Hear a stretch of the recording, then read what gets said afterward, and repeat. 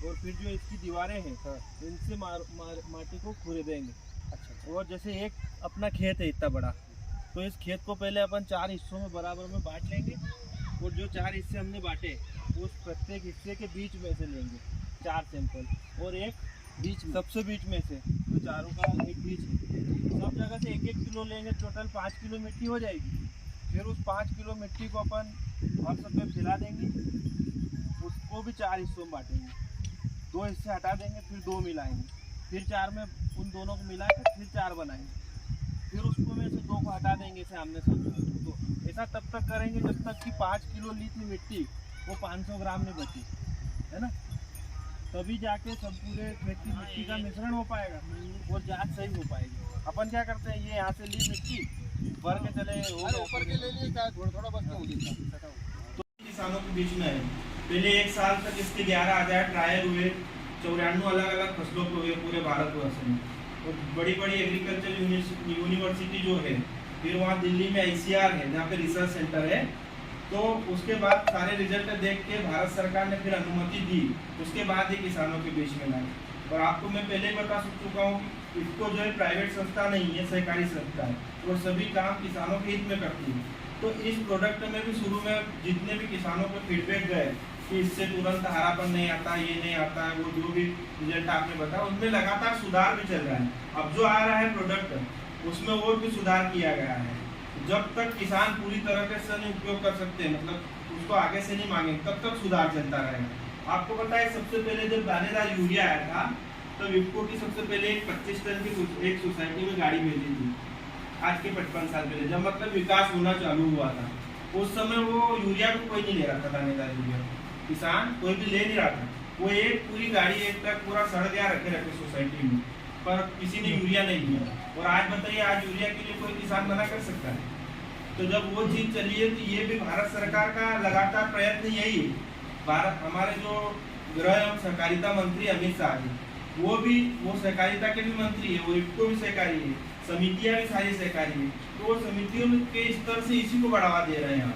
Nano urea, nano DAP, जितने भी आप उनके भाषण वगैरह, अभी पिछले महीने ही हमारा जो हेड ऑफिस है दिल्ली में, इफको सदन C1 है साकेत प्लेस में, वहाँ पे अमित शाह जी गए तो उन्होंने खुद नैनो DAP का लोकार्पण किया है। वहाँ से लाइव सभी जगह दिखाया भी था, अभी भी उसकी लिंक वगैरह चैनल पे आते रहते हैं। तो इसका मतलब ये है कि सरकार भी इसी चीज़ को बढ़ावा दे रही है। अब आज का जो हमारा मेन मुद्दा है मृदा परीक्षण अभियान। मृदा परीक्षण के लिए अभी जैसे मैंने अभी आपको खेत में बताई दी थी कुछ जानकारी दो कि 15 सेंटीमीटर गहरा V शेप में हमको खेत में बनाना है, खुदाई करनी है फावड़े से। और फिर उसकी जो दीवारें हैं जो हमने बनाई 15 सेंटीमीटर गहरी, उसकी दीवारों से मिट्टी को खरोद के लेनी है। और ऐसे जैसे अपना एक खेत है 1 एकड़ का, उसको 4 हिस्सों में बांट लेते हैं। उन चारों हिस्सों के बीच बीच सेंटर में से अपन 1-1 किलो मिट्टी लेते हैं और एक उन चारों के एकदम बीच से लेते हैं, मतलब 5 किलो मिट्टी अपन लेते हैं 1-1 किलो की। फिर 5 किलो लेने के बाद क्या करते हैं, उस 5 किलो को आपस में मिला देते हैं मिट्टी को, और फर्श पे अपन उसको बिछा देंगे ऐसे। फिर उसमें प्लस का निशान बनाएंगे ऐसे, तो क्या होगा, 4 टुकड़े हो जाएंगे, उसके 4 भागों में बढ़ जाएगी। फिर आमने सामने के 2 भागों को हटा देंगे और जो 2 भाग बचेंगे उनको वापस मिला देंगे, फिर उनको फैला देंगे, फिर प्लस बनाएंगे, 4 हिस्सों बांटेंगे, फिर आमने सामने के 2 हिस्से हटा देंगे। ऐसा कब तक करेंगे अपन, जब तक कि 5 किलो मिट्टी 500 ग्राम नहीं बचे। 5 किलो मिट्टी को आधे किलो बचानी है अपन को ऐसे करके। अब ऐसा करने का क्या उद्देश्य है कि हमारा जो खेत है उसमें से सभी हिस्सों से थोड़ी थोड़ी मिट्टी हमको परीक्षण के लिए मिल जाए, तभी जाके परीक्षण सही हो पाएगा। तभी उसमें phosphorus, potash, pH, EC, organic carbon, ये सारे तत्व तभी हम तभी हमें सही मिलेंगे उसमें। जैसे अभी रिपोर्ट हमने वहाँ दी है, सबमिट की है, उसमें सबकी रिपोर्ट निकाल के बताए 50 किसानों के खेतों की। तो मेरा आपसे ये कहना है कि आप मिट्टी परीक्षण भी करवाएं, निःशुल्क मिट्टी परीक्षण हो रहा है। अभी अपने जिले में 5-6 दिन चलेगी, फिर गुना जिले चले जाएगी। दूसरा ये कि हम जो फास्फोरस डालते हैं, फास्फोरस मतलब DAP का एक बोरा आता है 1350 रुपए का, और ये बोतल अब आएगी मार्केट में, आने वाले समय में 600 रुपए की आएगी। इससे बीज उपचार भी अपन कर सकते हैं। फसल की बुआई जब करते हैं तो DAP डालते हैं, वो DAP की मात्रा को आधी कर देनी है और इससे बीज उपचार करना है। 1 किलो बीज लिया है तो 5 ml ये डालनी है, 50 किलो बीज लिया है तो 250 ml, मतलब आधी बोतल, मतलब 1 कुंटल पे 1 बोतल से बीज उपचार करना है। डीएपी जो डाल रहे हैं तो उसकी मात्रा आधी करनी है और बुआई कर देनी है। पर ये ध्यान रखना है कि अभी सोयाबीन की फसल लगाएंगे, सोयाबीन की फसल में इससे बीज उपचार नहीं करना है, क्योंकि हमने परीक्षण, आपको जैसे पता ही है कि पहले परीक्षण होता है उसके बाद ही किसानों में आता है। तो हमने इसके सोयाबीन का क्या होता है, सीड कोट होता है, मतलब जो सबसे ऊपरी परत होती है सोयाबीन की वो सबसे पतली होती है, सभी फसलों में सबसे पतली वही होती है, और उसका जो सीड कोट होता है वो डीएपी से बीज उपचार करने पर प्रभावित हो जाता है, इसलिए जर्मिनेशन भी प्रभावित होता है, जो अंकुरण होता है। और सोयाबीन ऐसी फसल है कि उसमें ज्यादा छेड़खानी करते तो अंकुरण प्रभावित हो जाता है, अंकुरण नहीं हो पाता है। फिर या आपने 6 बीज बोए हैं तो 3 बीज उगेंगे, 4 बीज उगेंगे, फिर नहीं उगेंगे। तो सोयाबीन में इससे बीज उपचार नहीं करें, सोयाबीन में स्प्रे करें आप 25 से 30 दिन पे जो स्प्रे करते हैं। सोयाबीन में जनरल किसान होता है 15 दिन पे खरपतवार नाशी का उपयोग करता है, चारे वाली जो फसल चारा जो आ जाता है फसल में उसके लिए 15 दिन पे स्प्रे करते हैं। फिर 25 से 30 दिन पे सोयाबीन में इल्ली लगने लग जाती है, तो हम इल्ली मार का उपयोग करते हैं। उस समय जो इल्ली मार का उपयोग करेंगे आप उसके साथ नैनो यूरिया नैनो डीएपी दोनों का अपन मिला के उपयोग कर सकते हैं। आप कोई सी भी दवाई किसी भी फसल में उपयोग करने का एक तरीका मैंने कि ऐसी 1 लीटर की एक बाटल ले ली अपन ने खाली, इसमें 1 लीटर पानी भर लिया और उसमें 4 ml, जैसे हम बताते हैं कि 1 लीटर में 4 ml नैनो यूरिया डालनी है, तो 4 ml वो बाटल में डाल के घोल दी। और जो दवाई मार्केट से लेके आए हैं दुकानदार ने जो भी अपन को बताई है कि भाई इस दवाई को 2 ml डालना है कि 4 ml डालना है, उतनी मात्रा उसमें मिला दी और उस घोल को मिला के रख दिया हमने 15-20 मिनट तक। देख लेंगे अगर वो घोल जैसा मिलाया था वैसा का वैसा है, मतलब उसमें कोई दिक्कत नहीं है, झाग नहीं आ रहा है या फिर घोल फट नहीं रहा है, इसका मतलब कोई रिएक्शन नहीं हो रही, उसको हम उसके साथ उपयोग करके छिड़क सकते हैं। ऐसा परीक्षण, इसको वैज्ञानिक भाषा में बोलते हैं जार टेस्ट, जार परीक्षण मतलब। तो ऐसा हमने सोयाबीन में इल्ली मार के साथ करके देख लिया है, तो अपन सोयाबीन में इल्ली मार के साथ उपयोग कर सकते हैं उसका मिला के। और एक बात महत्वपूर्ण बतानी थी कि जो बायो फर्टिलाइजर आता है, जो उर्वरक जो आता है, एक इफ्को का ही आता है बायो फर्टिलाइजर, बोतल आती है 200 रुपए की आती है, 1 लीटर आती है। वो क्या करता है, जैसे हमने डीएपी डाली फसल में, तो दानेदार डीएपी डाली, अब डीएपी एक ऐसा तत्व है जिसमें फास्फोरस मिलता है, पौधे को नाइट्रोजन भी मिलता है उससे 18% और 46% उसमें फास्फोरस होता है। अब डीएपी में जो फास्फोरस है मेन 46%, इसी के लिए हम डीएपी खरीदते हैं, नहीं तो हम अगर यूरिया देना होता तो हम यूरिया से ही खरीद देते, नाइट्रोजन अगर देना होता तो हम यूरिया से ही दे देते, डीएपी नहीं खरीदते। डीएपी केवल हम फास्फोरस तत्वों की पूर्ति के लिए करते हैं, उपयोग करते हैं। फास्फोरस मृदा में अगतिशील तत्व है, अगतिशील मतलब अगर मृदा में तुमने जिस जगह पे फास्फोरस को पटक दिया वो वहां से फिर गति नहीं कर पाएगा। अगर आपका पौधा यहाँ लगा हुआ है और आपका फास्फोरस यहाँ गिरा हुआ है जमीन में थोड़ी सी भी दूरी पे, तो उस पौधे वो पौधा फास्फोरस का उपयोग नहीं कर पाएगा, क्योंकि फास्फोरस अगतिशील तत्व है। तो जड़ के संपर्क में अगर आ गया तो ठीक है, पौधे उसको उपयोग कर लेंगे। अगर जड़ के संपर्क में नहीं आ पाया तो फास्फोरस का पौधे उपयोग नहीं कर पाएंगे। हमने जो 1350 का डीएपी डाला उसका उपयोग नहीं हो पाया। उसके लिए जो आता है बायो फर्टिलाइजर, मतलब सूक्ष्म जीवों के द्वारा उसको तैयार किया गया है बायो फर्टिलाइजर, जिसको जैव उर्वरक बोलते हैं। जैसे कल्चर भी पहले सोसाइटियों में आता था कि ये कल्चर, उसमें भी जैव उर्वरक डाले जाते हैं। तो इसको का एक बायो फर्टिलाइजर की बोतल आती है, उसमें नाइट्रोजन, फास्फोरस और पोटास तीनों को उपलब्ध कराने वाले जीवाणु डाले गए। पहले अलग अलग आता था, नाइट्रोजन के लिए अलग आती थी, फास्फोरस को उपलब्ध कराने के लिए अलग आती थी, पोटास को अलग आती थी। अब क्या है, तीनों को एक ही बाटल में उतार दिया है, तीनों के जीवाणुओं को एक बाटल में डाल दिया है। तो आप उसको कैसे उपयोग कर सकते हैं, 2 से 3 लीटर हमने पानी लिया, उसमें 250 ml डाल दिया बायो फर्टिलाइजर। अब 1 लीटर आ रहा है 200 रुपए का, तो 250 ml आ गया 50 रुपए का। 50 रुपए केवल लग रहा है अपन को 50 किलोग्राम बीज को उपचारित करने के लिए। 2 से 3 लीटर पानी में 250 ml बायो फर्टिलाइजर को घोल के 50 से 60 किलोग्राम बीज को उपचारित कर देंगे और फिर बीज की बुआई कर देंगे। उससे क्या होगा कि जो मृदा में पहले से पड़ा रहेगा, पहली फसल का भी अगर फास्फोरस पड़ा हुआ है, इस बार जो दिया फास्फोरस वो भी अगर जड़ के संपर्क में नहीं आ पाया, तो उस फास्फोरस को घोल के वो जड़ तक पहुंचाने का काम करता है। तो आपके फास्फोरस जो अनुपयोगिता जमीन में उसका पौधे उपयोग कर लेंगे। तो बायो फर्टिलाइजर को बढ़ावा देना चाहिए। बायो फर्टिलाइजर का बहुत महत्वपूर्ण उपयोग है फसलों में, अगर उसको हम उपयोग करें, हमारे पैसे इनडायरेक्टली बच ही रहे हैं, डीएपी हमको कम डालना पड़ेगा। तो बस यही मेरा सभी किसान भाइयों से निवेदन है कि आप आने वाले समय को अपनाएं। आज इसको ला रही है, IPL भी नैनो यूरिया ला रही है, NFL भी अब नैनो यूरिया ला रही है, कोरोमंडल का भी आ गया है नैनो DAP। मतलब केवल एक ही संस्था नहीं बचेगी आने वाले समय में जो कि आपको नैनो उर्वरक दे रही है, सभी संस्थाएं नैनो उर्वरक, क्योंकि आने वाला समय ही नैनो का है। जो अपन रसायन जितने डालते जा रहे हैं, जो यूरिया दानेदार डालते हैं, जमीन में जाता है, आपको पता है केवल 20 से 25% पौधे उपयोग करते हैं, बाकी तो व्यर्थ हो जाता है यूरिया। जमीन में सिंचाई करते हैं, पानी गिरता है, उससे क्या होता है, निच्छालन होता है, लीचिंग जिसको बोलते हैं इंग्लिश में, वो जड़ क्षेत्र से नीचे चले जाती है नाइट्रोजन और भूमिगत जल में चले जाती है। जो अपन बोर, ट्यूबवेल और ये जितने भी भूमिगत जल को लेने के लिए स्त्रोत करते हैं, उनमें सब में यूरिया मिला रहता है, फिर रासायनिक हो जाता है पानी, जिसको हम बोलते हैं भूमि प्रदूषण और जल प्रदूषण। और नाइट्रोजन होता है जो यूरिया, वो अमोनिया गैस से मिलकर बनाया जाता है, तो अमोनिया गैस के रूप में वो वायुमंडल में भी उड़ जाता है। मतलब वायुमंडल को भी प्रभावित कर रहा है, भूमि को भी प्रभावित कर रहा है, जल को भी प्रदूषित कर रहा है। और जो 266.50 रुपये मतलब 270 रुपये में जो यूरिया का बोरा मिल रहा है, उसके ऊपर सरकार 2500 रुपये सब्सिडी दे रही है बोरे के ऊपर। अगर आज सरकार सब्सिडी बंद कर देगी तो वही बोरा 2700 रुपये मिलेगा, किसान ले नहीं पाएगा। तो आने वाला युग ही नैनो का है। आपको पता है नैनो यूरिया आ गया, नैनो DAP आने लग गया, अभी नैनो कॉपर, नैनो जिंक और नैनो बोरान, ये तीनों पाइपलाइन में है। मतलब इनके प्रयोगशाला में प्रयोग चल रहे हैं, बाद में ये भी आ जाएंगे किसानों के बीच में। तो इसी के साथ सभी किसान भाइयों को धन्यवाद।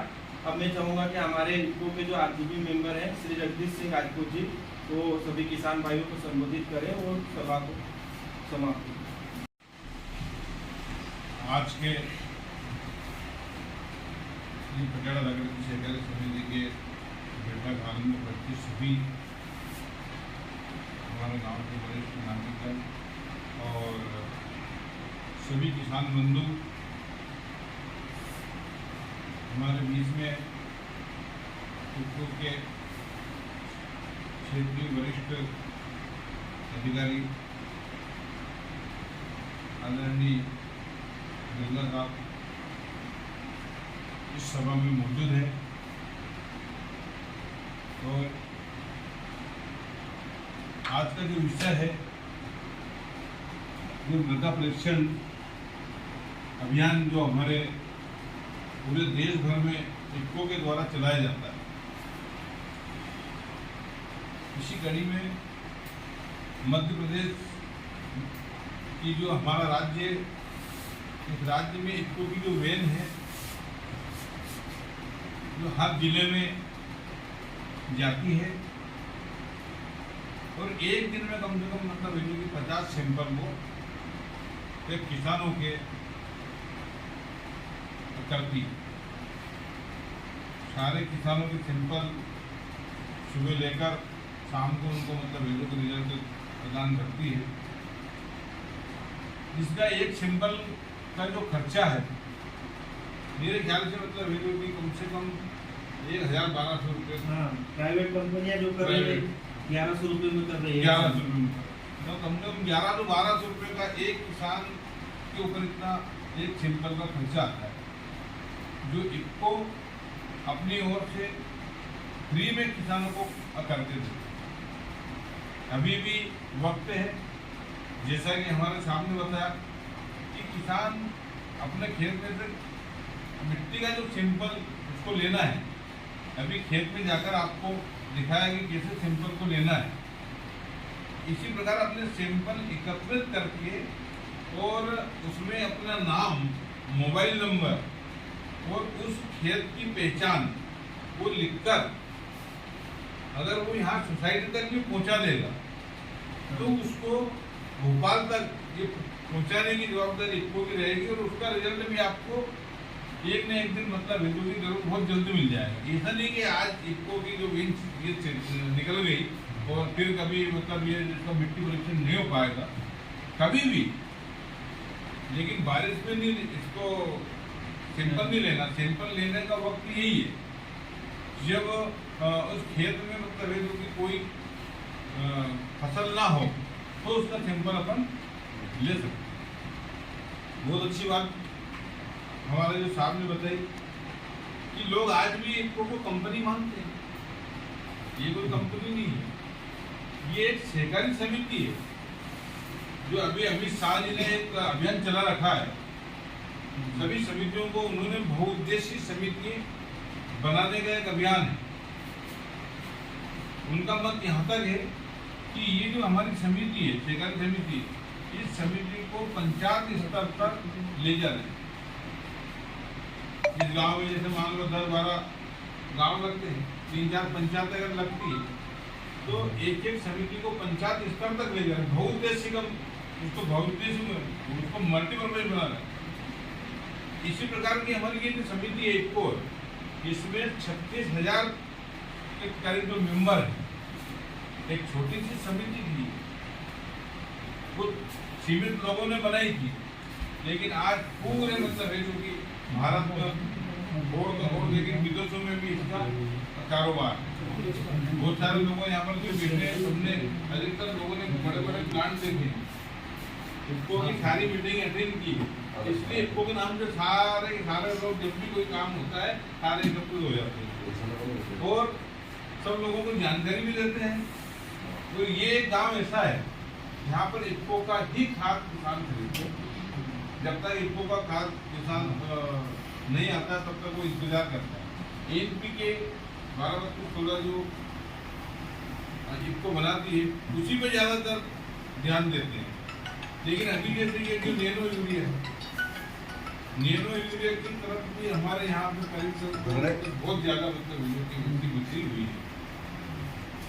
सब लोगों को हमको एक ही चीज बताना कि अगर कम खर्च में अधिक उत्पादन मिले और ज्यादा माथाफोड़ी भी नहीं हो।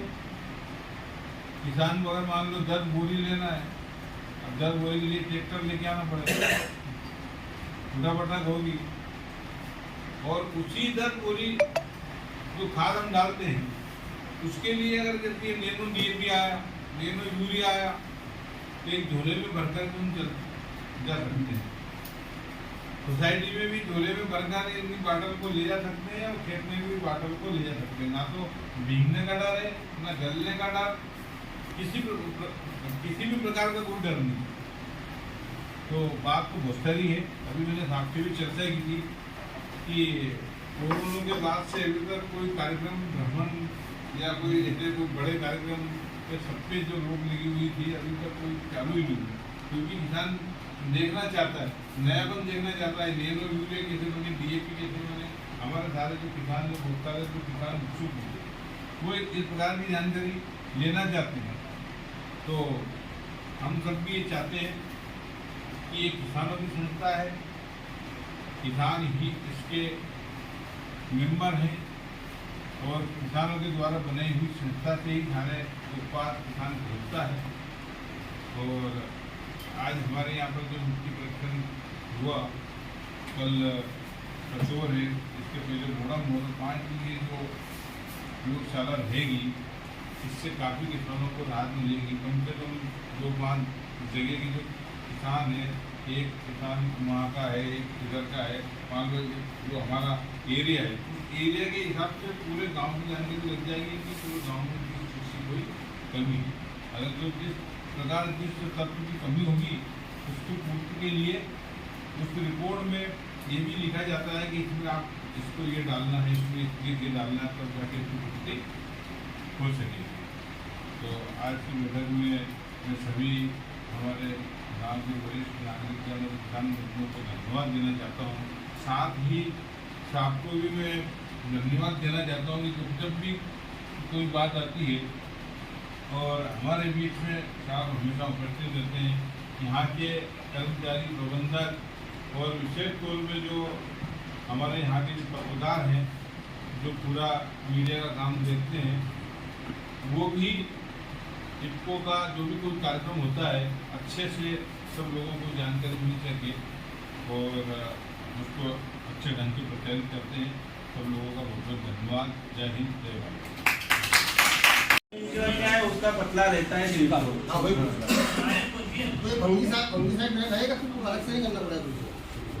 नहीं, फंजीसाइड जो भी आप कर रहे हैं उनसे तो करना ही है, केवल खाद का काम करेगा। हाँ, ये केवल फास्फोरस पौधे में जो अपना डीएपी होता है, जैसे दानेदार डीएपी होता है उसमें नाइट्रोजन फास्फोरस होता है, तो इसमें भी नाइट्रोजन फास्फोरस सर कितने रेट की है?